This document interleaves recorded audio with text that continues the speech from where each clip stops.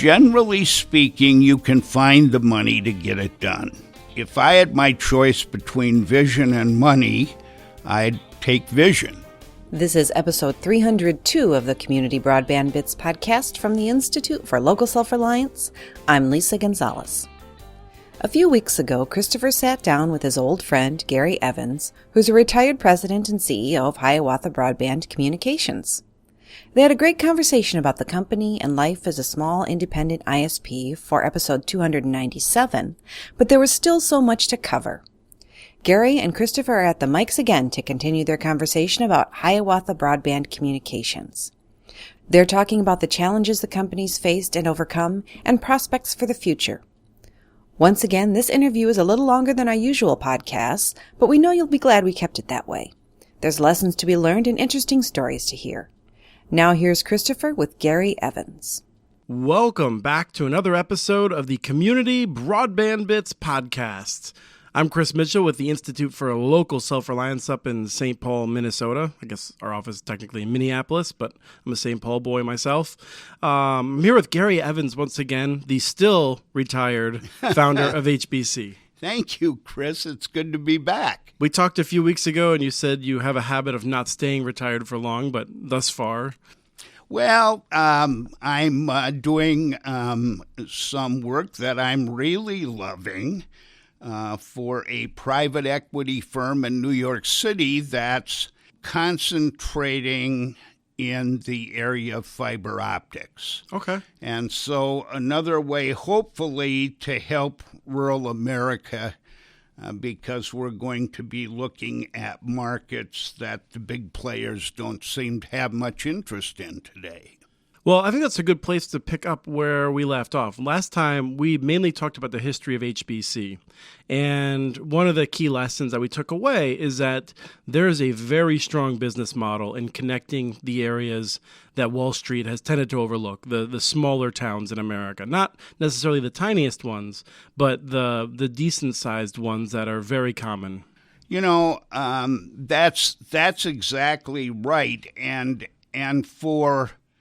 me, at least, it seems, you can make a case even for the tiniest if you have a nucleus of the not-so-tiny. Not the Tier 1 markets, but the Winonas at 35,000 and the Red Wings at 25,000 allow you to pick up a community like Minneapolis, which when we built it was 68 dwelling units. They had a problem. They didn't have any emergency warning system that was effective. And so one of the things we did there was to collaborate with the city to put warning devices connected to the network in each of the homes. So last Wednesday, as we're recording this 2 days ago, the first Wednesday of the month in Minnesota, they probably got some kind of a warning there. They probably did because everybody got dumped on, at least in this part of the state. Right. Well, those are also the tornado warnings I was thinking of, which I think is a very big deal around here. Oh, it is. It's huge. And that was actually the motivating factor that drove them. And I was really pleased when we were able to work that out. We had fiber running from Winona to Wabasha, and dropping off at Minneapolis, for instance, was not a difficult thing to do. Probably an afternoon job, right? Right, and because we were leveraging resources back in Winona as well, we were able to add that without more than the cost of the connectivity to the homes. So it was a nice thing to do. Well, if anyone missed our first episode, I strongly encourage you to go back and listen to the episode in which we started talking about HBC, because I'd like to pick up with one of the things we didn't get to, which is how HBC has helped to run other networks. And I think it makes sense to start chronologically with what I think was the first one of this sort, which was Monticello, which is a community northwest of Minneapolis. It's a little bit of ways from your home territory, but they wanted to build a municipal network. They did not have a municipal electric department, which is very common among citywide municipal networks, and they reached out to you. And you were essential in helping them to get educated, get inspired, pass a referendum with 74% support, and get the network built. We enjoyed our association with Monticello, even though I suppose everybody would look and say, well, it certainly didn't end in a place where you expected. And while that's true, I think we learned a couple of things. We learned some very valuable things there. And interestingly enough, sometimes the things you know best, you can forget about. As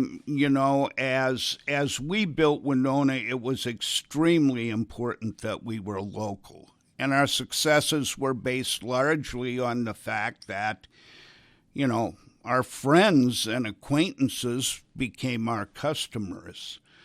As we got north of the Twin Cities, that wasn't quite so evident.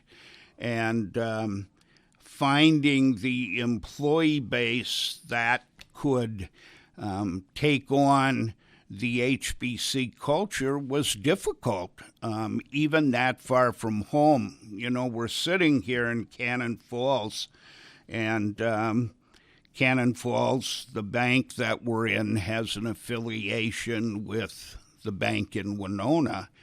And I remember the merchant CEO saying to me once, when we're able to install our own person in the banks we acquire, we do really well. When we have to go with someone who isn't familiar, we don't do as well because it's a cultural issue. And so I think some of the problems we had in Monticello that ultimately resulted in our withdrawal from the project and sort of a difficult then transition for Monticello, I wish could have been avoided. Probably made sense for both areas, and I'm pleased that the network is seemingly running well today. I think that it shows a character of a person when you take a project that came to an unsatisfactory conclusion, one in which I know from personal experience had both what we might call endogenous problems and exogenous problems, as the fancy economists like to say, which Yes. is to say problems on the inside with what you and Monticello did and problems on the outside. That's correct. One of the biggest problems Monticello faced was that charter came in, and as I understand, and some numbers were provided to me back in the day, charter began offering an insane deal, the best deal that they've offered anywhere, to my knowledge. They took a product that was $145 a month everywhere else in the state, and they reduced it to $60 per month. It was every channel, the fastest broadband speeds they had available, $60 a month guaranteed rate for 2 years. Clearly losing money on every single subscriber who took that every month. Now, you could have said that first, but instead you noted some of the things that you said, because I know the growth really dropped off a cliff at that point. Well, it did. That started as we were there, but really accelerated after the decision for us to go away. I expect when that started, Charter might have been worried about, well, what are they going to do next?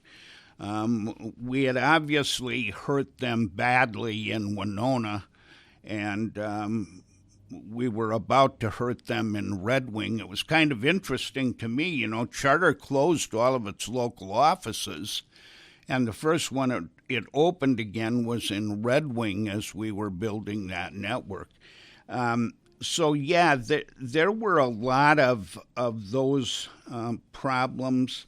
But I also think that we were some of the problem.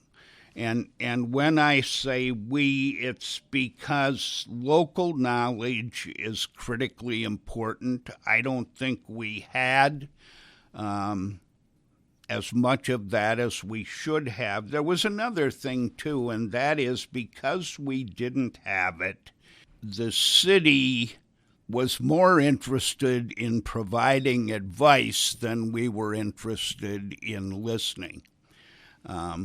Hindsight being what it is, we probably should have listened more, and they perhaps should have given less advice.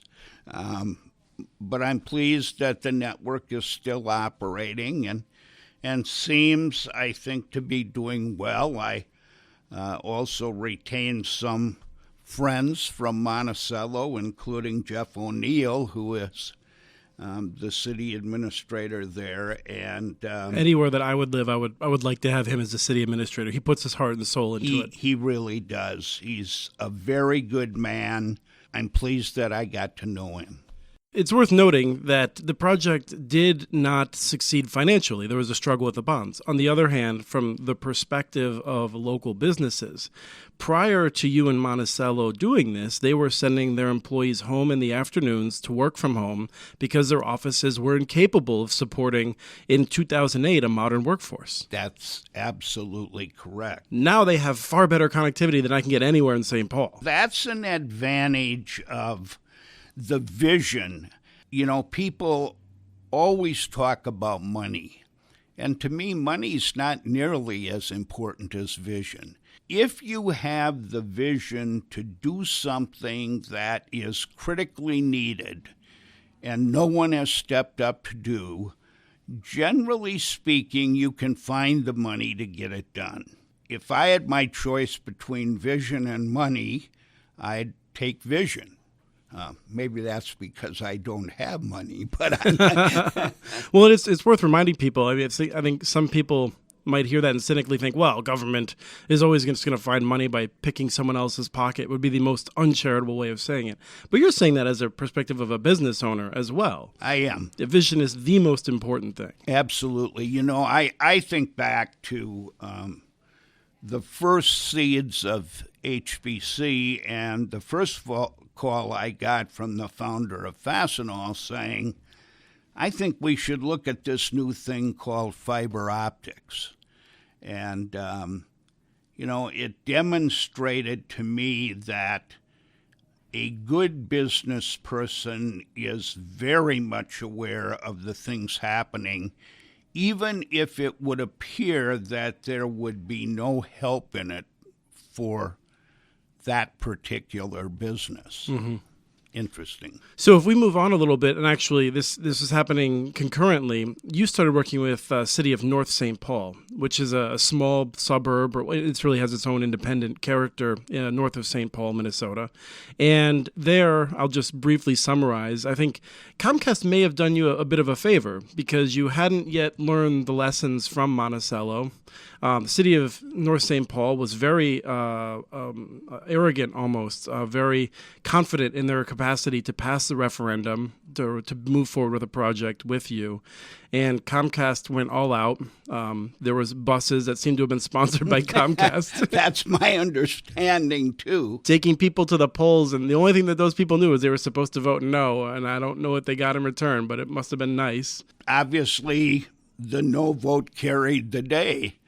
But again, that too was an interesting project. We were very interested in seeing if the formula that we thought could succeed would work in a metro area. Monticello was almost that because it was on the fringes of the Twin Cities. North St. Paul would have been deeper into that hub, but we didn't get the chance.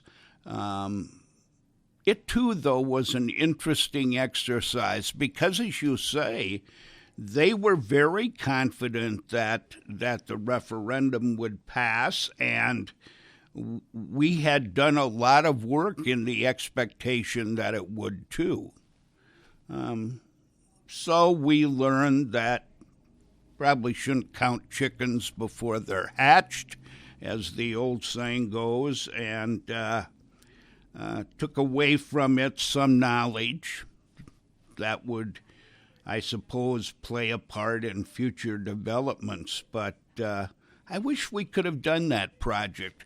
I think you're right in saying that Comcast did us a favor. I'm not sure we could have been successful there given the attention the project would have gotten. Nibbling at Charter from Winona and Red Wing is different than nibbling at Comcast in North St. Paul. Almost on top of the Capitol. Well, right, and I'm sure everybody at Comcast saying, well, nobody in their right mind would just build North St. Paul. There's got to be a plan here to move on, right? Quite frankly, there had been some synergies between Roseville and North St. Paul. Yeah, we were looking at Roseville, so Comcast, I think, wisely thought we can't really allow this to happen. Mm-hmm. So the next one that I'm aware of is Renville Sibley. Is that the next one? Well, actually, we had two others, well, three really, that the first one that we did, which was an outside-the-box maneuver, was to provide ACE Communication, a far southeastern Minnesota telephone co-op, with video signal. It was, for us, a very good partnership. I thought it was a good partnership for them, too. We cooperated on the purchase of equipment that was needed to redigitize signal to send it over a long haul, although people probably wouldn't see Winona to Houston as a long haul by today's standards. And in return, ACE was getting free signal until we paid off their share, the share that they expended. For some reason, unexplainable to me, and I think in many ways totally unexplainable, they terminated the agreement long before they had managed to get their equity out of the project. And when it went to mediation, the finding was on the side of HBC. We would have much rather the project continued, but that was the first one. Ironically, and you're probably going to laugh at this, the second one was CenturyTel. We became a video provider for CenturyTel in La Crosse. Yes, we did cover that in the previous interview. Right, yep. and so we helped them get started in video, I think always knowing that if the experiment was successful, they would do something that would not encourage using HBC, and they did that. And we also helped another small cooperative on the Wisconsin side of the river, Cochrane Telephone, to provide video signal. So those were all in the mix before the RS Fiber Renville Sibley project began. But that one appears, at least from my vantage point, to be cranking up well. I think HBC is doing the things it needs to do for that project to be successful. There's a pretty sizable HBC workforce and residents in those communities now, and that's pleasing to me too. So another way, I guess, to grab the local knowledge that we might not otherwise have had. You seem to have spent a lot of time helping Wisconsin communities for someone that I've seen enthusiastically tailgating Minnesota football games. Chris, this is interesting because the first year I was married, I was the sports editor in Albert Lee, and the Wisconsin-Minnesota game was coming along, and both my wife and I had the flu. And the marriage almost ended during the game because Ellen was aggressively cheering for the Badgers. No. And doing a great job of ribbing me. Because unfortunately the Badgers won the game. As they have almost every game for my lifetime. That's correct. And I was cheering for the Gophers. I'm happy to say that Ellen today is just as big a Gopher fan as I am. So, but yeah, I grew up in Wisconsin, though, and so there's not much difference except for the river that runs between us. The strips of land on either side are comprised of people who are much the same. Those are the best rivalries, though. Oh, they are. They surely are. So the Renville Sibley Project, which listeners may be more familiar with as RS Fiber, ended up being a cooperative. And so the cooperative owns the physical assets, and HBC's providing services over it. And I think you were a bit modest. The feeling I get in talking to people about RS Fiber is that HBC has gone above and beyond. In terms of making sure that things would happen correctly, really going beyond what would be expected of a partner. Well, and Chris, the project started under my tenure, but Dan Pecorino, the new CEO, is really the shepherd of what has happened. But to me, that's what always should happen.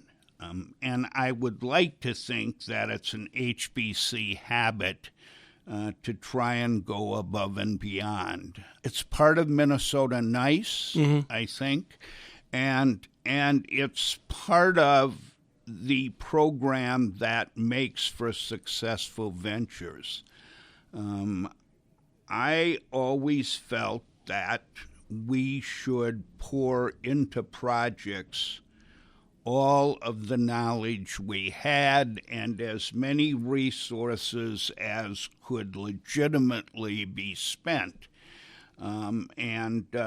HBC is more capable today than it was during my tenure. It's a much more successful company now, and I'm glad to hear you say that. That's very pleasing because I bumped into Toby Brummer. Toby was the head of a construction company, a tiny construction company that we purchased. And Toby is the resident manager. He lives, I think, in Winthrop. Toby's a happy guy. He's always been a happy guy, even when things were going wrong.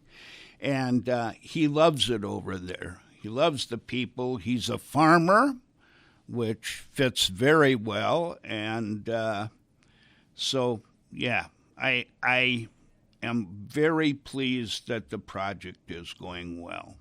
One of the things that I feel like I've learned in watching, particularly from Monticello, I think as we look back at these different partnerships, these networks are hard to build on their own. There's some companies that make it look easier than others, but they are hard projects. And when you do a partnership, sometimes there's this naive belief that will make it easier because you're working with someone that has experience or is better at raising capital, or whatever the partnership is based on. In my experience, when the going gets tough, which it inevitably does at one point or another for one reason or another, maybe it's technical, maybe it's competition, who knows, that puts stress on the partnership. And I feel like I've seen many more partnerships fold than many of the boosters of partnerships want to admit, because one side wasn't willing to say, you know what, the contract isn't really clear on this, but we're going to make it work. We're going to go beyond. Is that something you see? I think that's a very accurate statement. We thought we had learned some things in Winona that could be helpful in Monticello. The Monticello people, trying to put the best spin on this, weren't in agreement. I mean, the one thing that we didn't want to do was get into a price war. Agreed, yeah. Because we thought that there was absolutely no way to survive it, and I don't think there is a way to survive that against a Charter or a Comcast. They could give their product away for free, and the investors wouldn't notice a thing. Absolutely the case. And it became difficult to try and serve the knowledge we had at the same time that we were trying to keep a partnership happy. And ultimately, the best decision was probably made for both parties. Mm-hmm. So I want to talk about Burlington. I feel like we're just like in a major lessons learned podcast here. Burlington, which if people who are listeners haven't heard my interview with Stephen Barraclaw, who was instrumental in working with Burlington during this time period, it may be some important context. But Burlington got into trouble. My read on it is that you had a mayor that came in after Burlington was being built. You're in a difficult period of expansion then, and the mayor put in someone to run Burlington Telecom that I think was very not transparent, was very opaque. And there were some problems, and that administration chose to hide those problems, and they got worse and worse until it spilled out in the public, and you have a need to invest more in the network. You have a network that didn't have enough customers, and you have a lot of frustration from the public when they learned about the problems that had been hidden from the city council. Yeah, I'm going to take you back just a little bit. There was a gentleman that we both know, Tim Nolte, was the first CEO of the company, and I'm not sure, Chris, that I could exactly pinpoint for you the earliest problems with the system, but I remember we were asked to come in after money that the city didn't realize or the city council didn't realize had been spent, and the city capital lease money had also all been spent. So Tim Nolte had been booted out more or less in 2007. You were brought in 2009. 2009, yes. 9. And Bob Kiss was still the mayor. But he was to lose the next election because what happened shortly after we were brought in is the city defaulted on its capital lease with Citi. Which is a terribly named company, and I'm always struggling to explain to people. So Citi, C-I-T-I, right, Citibank, which then labeled itself Citi, and I think lent money to Burlington without doing its proper due diligence in Correct. Retrospect. Yeah. The first thing, as we looked at it, there were 3 of us who went to Burlington. We were to do a study of the network. You got blue ribbons for it. There's a blue ribbon committee, was my recollection. Yes, you're right. But in any event, what we discovered was a network that no one in their right mind would have built, in our opinion. A network that cost several times too much, that exhausted the limited funds, and there laid a network that may have had the greatest potential for success of any I have ever seen, that was built in a way that no one, in my opinion, of a right mind would have built. There was almost a home run, if you will, to every dwelling in Burlington. So what we're talking about in home run is a dedicated line from the head-end facility to the customer, which is not something that you find anywhere that I'm aware of. Maybe you know of. There's a few. I mean, usually in a city the size of Burlington, you would expect that even if you were using home run type technology, it would be to an aggregation point in a neighborhood or something Correct. like that.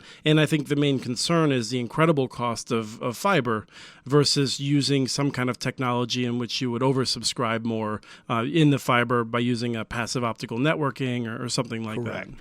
So just as we finished our study, the mayoral election took place, and we had a new mayor to work with, and made a bad mistake in my first meeting because I told the mayor that, in my opinion, he had a magnificent asset on his hands that could become successful if it were managed and operated correctly. And I don't really think the mayor wanted to hear that, because I think that there was a great frustration in Burlington that led to an opinion that the best thing to do with the network was to sell it, if in fact it could be sold, and just get out of the business.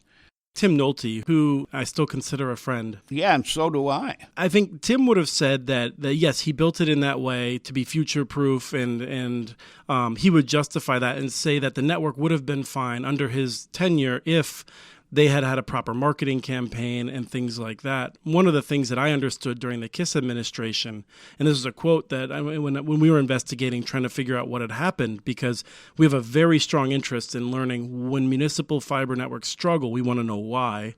So we were investigating it, and someone told me that you could have moved into many parts of Burlington over the course of several years and never have even known that that was an option to get Burlington telecom fiber. So I think, like many things, there's root causes that different people can point to, and then they all conspire together to create a real big problem. That's correct. Burlington Telecom had done little to attract customers to the network, and that was a critical missing link. You know, I wouldn't have built the network that Tim built, but on the other hand, we could sit across this desk from each other and carry on a very friendly argument about the situation. It's worth noting that I have yet to find two people that would build the same network. There are extremes. I think HBC has found ways of building networks at as low a cost as possible, and that's been a part of your success. And I think Tim tends to build them in his way, and he has his reasons. There's a lot of people in the middle that have still different ways of building networks. So people who are listening to this shouldn't be surprised when they hear these kinds of disagreements. But you should be aware that if you commit to a very expensive network, you sure have to find a way of bringing customers onto it quickly. Well, which means that you had better plan marketing expenditures very carefully, because you're going to need them. At the time we got there, the 17 million fiasco had broken. The Citibank fiasco was out in the public. Everything that you could imagine going wrong was going wrong. And if you walked into the BT office, you saw a group of people with their heads down, reluctant, quite frankly, to look up. And, Stephen came to the party after we had concluded our first run. And then Stephen asked me to come out and spend a couple days with him talking about our analysis, and then asked if we would stay on and help. There were so many hurdles to cross, and I'm pleased to see the company now upright. It still has a way to go. You and I disagreed on who should buy it when they sold it, but like other things, we agree amicably, and we both desperately hope that it succeeds and expands. I do indeed, and I must say that you probably, you clearly knew more about your choice than I did, And I am not going to suggest that I knew more about my choice than you did. But I think with the right leadership, that can be a successful property. I think what it needs, they're going to need a fair amount of resource. They're sitting in the middle of a wonderful situation. I mean, you have 150,000 people in the county, of which Burlington is the mighty Chittenden County. Chittenden County. And so Winooski, South Burlington, all of those communities could become part of that network. Yeah, these are people that do not like global corporations like Correct. Comcast. Oh, yeah. That's absolutely the case.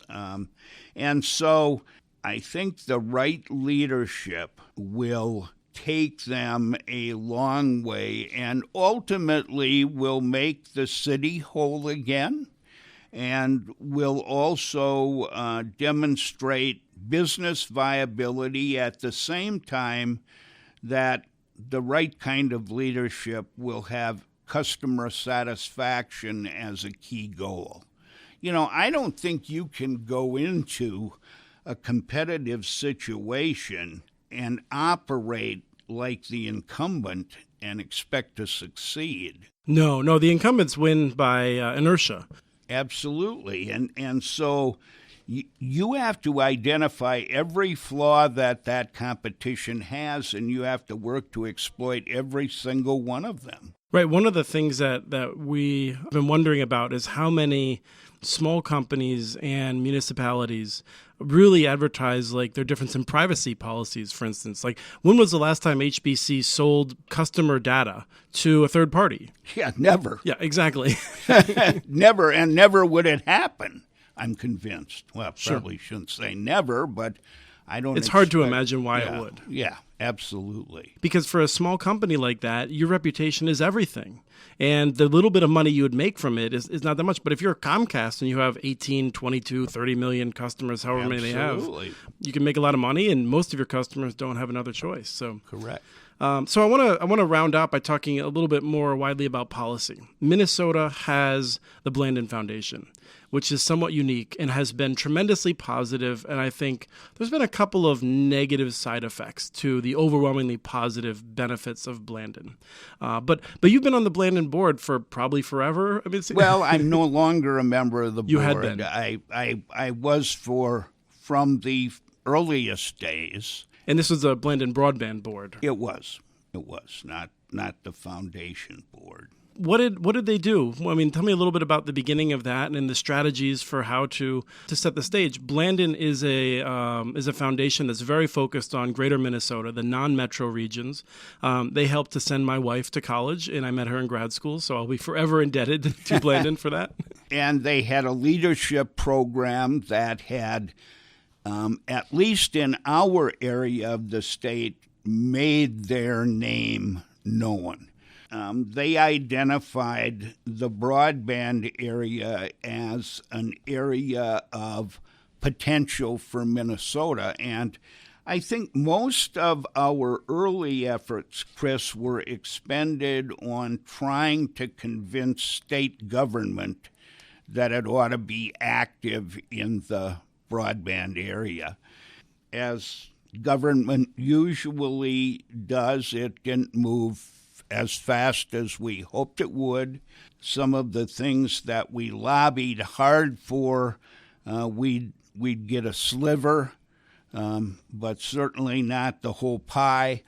And so ultimately, Blandin switched strategy to trying to do it more with the people who would benefit.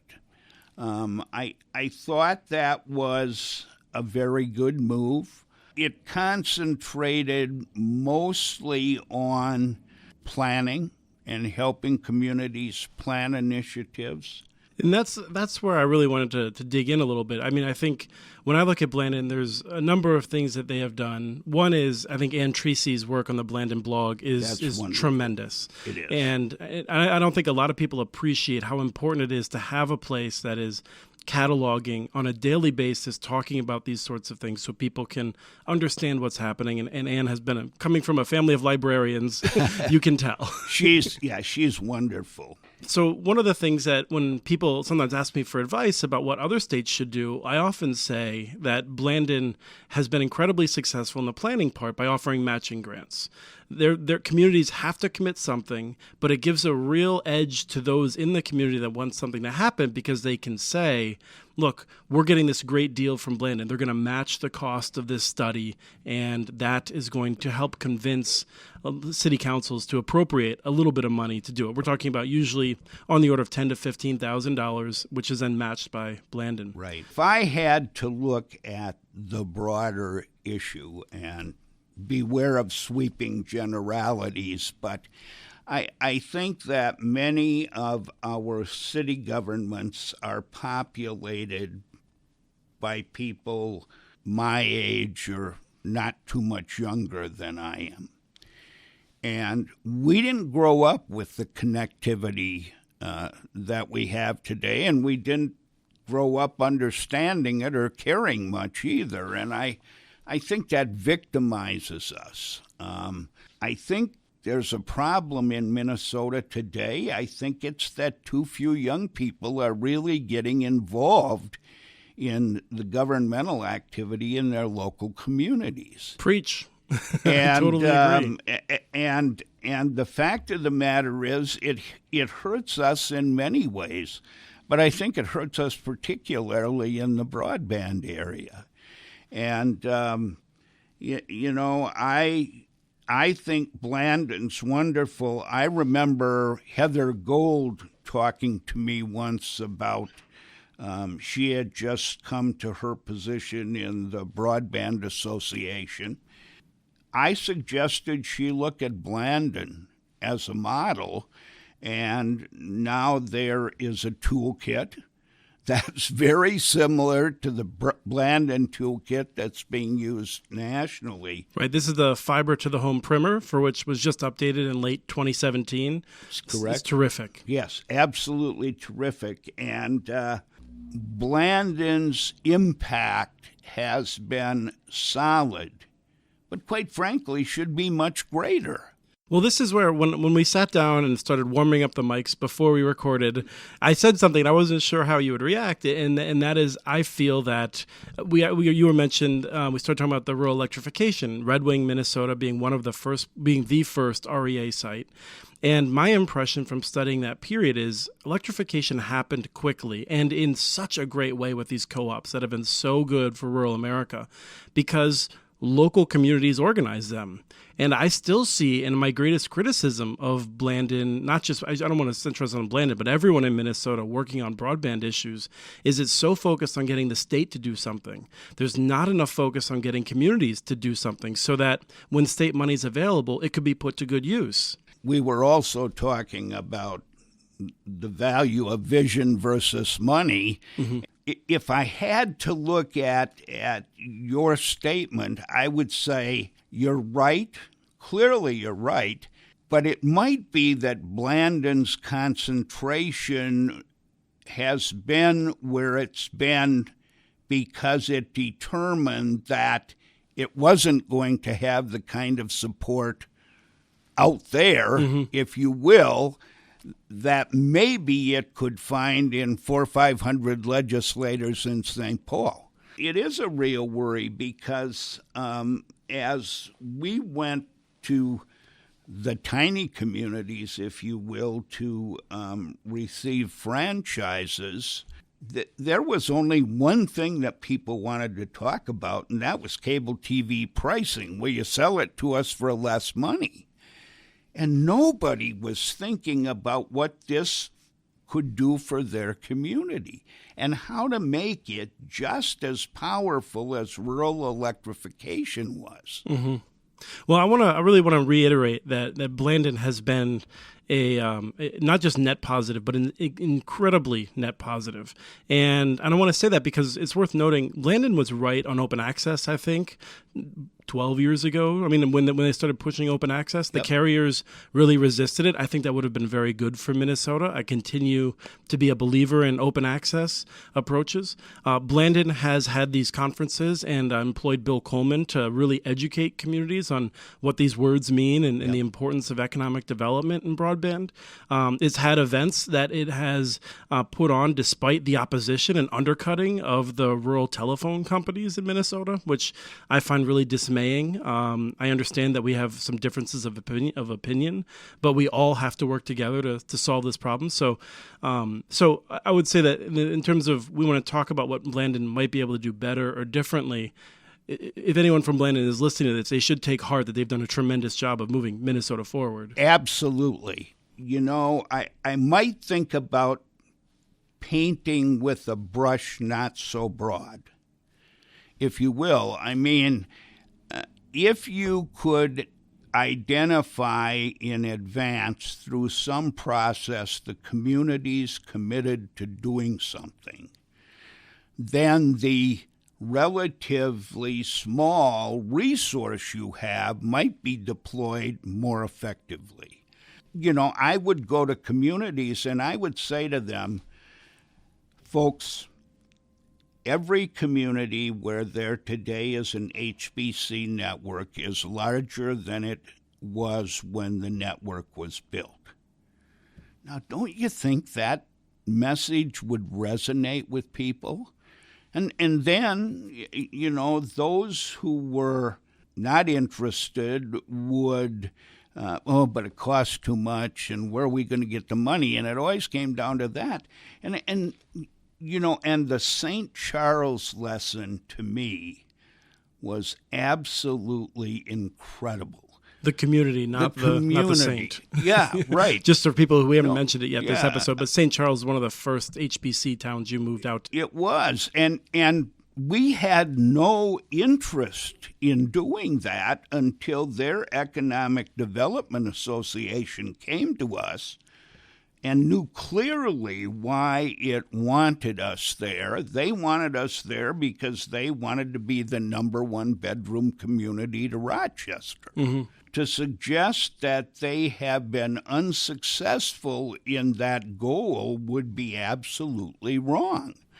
Now, are they the number one bedroom community to Rochester? Well, I'm sure Byron would argue, Pine Island might, Orinoco might. But the fact of the matter is that St. Charles is significantly larger today than it was. It has more business than it did then. It doesn't have the geographical advantages of all the other places you noted that are closer. And I think that St. Charles has done a magnificent job. And once again, it was the issue of vision. Well, and I would just say we talked about Renville Sibley without mentioning Mark Erickson. Oh, Mark. Here's someone who talked about vision and stamina for 5 years against struggle after struggle, where one pathway was closed off after another, and I still think of him as the heart of a group of people that all deserve endless praise for the work that they did. Mark, I just feel like he wasn't going to give up. Well, it started. It didn't start in Renville Sibley County. Mark, as the city administrator, wanted his community to succeed. I remember him dragging me to Seattle and Microsoft early in the HBC existence. And this was back when Mark worked for HBC. No. Mark was the city administrator in Fairfield or right close to there. It was south of Wyndham. Mm-hmm. Yeah. And Mark ultimately was dismissed as city administrator because of people being disappointed with the fact that too much activity and money was being spent on connectivity. Then he came to work for HBC. Then he got interested. He wanted to go back to his roots, and he moved to Winthrop as city administrator, then became economic development director and stepped out as city administrator, and now he's somewhere in Europe, I think, right this week. Touring. Yeah, he promised me he'd call when he got back, but it's been a while since his retirement party. But Mark was tremendous. He was absolutely untiring in his efforts to get his communities to understand the importance of broadband, and the Renville Sibley project is exclusively due to him. It is worth noting that, again, this wasn't just a disappointment occasionally of a plan not working out. There were people that were undermining him. There's still a whisper campaign that he's getting paid under the table millions of dollars from you or from HBC, which is ridiculous.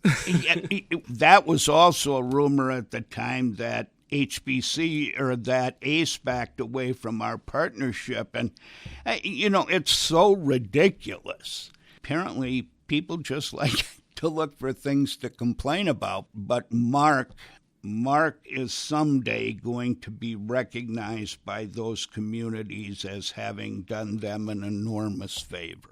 Yes, and a lot of people already credit him with that. And I do want to note, if Mark was here, he would be both blushing and stammering and saying, "No, it wasn't me; it was other people. Yeah, people were essential to making it happen." But if you had to pick one person, that the keystone, there's no question it was Mark. Yeah. Well, this has been another great edition of the Minnesota history, I think, of how we've moved forward a bit, the role that HBC's played, the role that you've played in your own personal role in some cases. Well, I was raised by my grandmother, who used to have her hands full. Shouldn't have had to raise another generation after her own, but Grandma always told me that the only thing I needed to worry about was always leaving the things I touched better than they were when I found them. And I hope someday somebody will say, he did that. I hope someday when I see Grandma, she'll tell me I did that. Chances are she'll find some fault with how I did it, however. Always room for improvement. Always. Well, thank you, Gary, for another hour of your time. I greatly appreciate it, and looking forward to finding more things to talk about in the future. Good. Chris, as always, it's a pleasure. I've had more fun than you have. So. Thank you. That was Christopher with Gary Evans, former president and CEO of Hiawatha Broadband Communications in southeastern Minnesota. For more about the company, visit hbci.com. You can also check out our coverage on muninetworks.org at the HBC tag.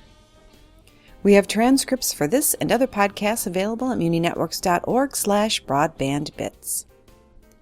Email us at podcast@muninetworks.org with your ideas for the show. Follow Chris on Twitter. His handle is @CommunityNets. Follow muninetworks.org stories on Twitter. The handle is @muninetworks. Subscribe to this podcast and the other ILSR podcasts, Building Local Power and the Local Energy Rules podcast. You can access them on Apple Podcasts, Stitcher, or wherever else you get your podcasts. Never miss out on our original research by also subscribing to our monthly newsletter at ilsr.org. Thanks again to Arnie Huseby for the song Warm Duck Shuffle, licensed through Creative Commons. And thanks for listening to episode 302 of the Community Broadband Bits podcast.